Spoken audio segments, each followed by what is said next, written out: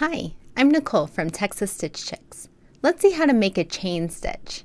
So to chain, I'm going to start by holding the slip knot with my thumb and my middle finger. Then I want to take the yarn over the top of the crochet hook. Notice it comes from the back to the front over the crochet hook. This is called a yarn over. Then I'm going to pull that yarn into and through the loop on my hook. I can do this by rotating the hook to where the point is pointing downward and pull that yarn through the loop. Remember, I always want to size the loop on the shaft of my crochet hook, not on the neck. Then I can move my fingers up and then yarn over the hook and then pull through. This is the chain stitch. So I go over the hook and then pull through. So that's 3 chains that I've made.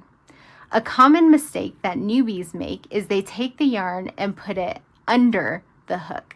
So this is called a yarn under. You see the yarn is coming from under the hook and then over the top toward the back. You always want to make sure you come from the inside and then have the yarn go over the hook. See, it's coming over from the back to the front. I also call it scooping. Some people like that term, if I'm scooping outward. So I'm going to make a number of chains. So that was 4, 5, 6, 7, 8, 9. So one way that we can count chains, besides counting them as we do them, like I just did, is to count the V's that we see in the chain. So notice that each of the chains forms a V. See, there's a V, here's a V, and so on. I can count those V's to determine how many chains I've made. So 1, 2, 3, 4, 5, 6, 7, 8, 9. The loop that's on my hook never counts. This is always the top of the chain. If I flip the chain over, I see that the chain has this little back bump that runs through it. I can also count those back bumps to see how many chains I have. So there's 1, 2, 3, 4, 5, 6, 7, 8, 9. And then that's the loop on my hook that doesn't count. When I'm working into the chain, there are several different ways that I can work into it. So if I was doing a single crochet, I would skip the last chain, that's my turning chain, and then go into the next one. If I go straight into the chain like this, that's through the back loop, and it's a very easy way to get into that chain. I often recommend this for beginners because it's fairly easy to do and easy to work with. Some people like to go under both loops of the V, which is a little bit difficult.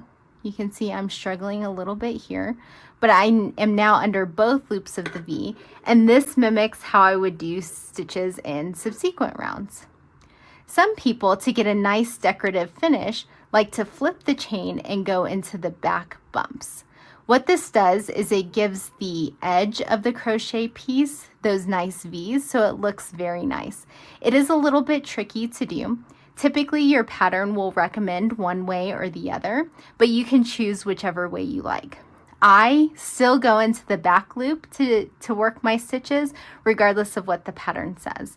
So even if the pattern says to go into the back bumps, I find this an easier way to do it, and I can't really tell the difference that much, but some people can, and they like to use the back bump instead.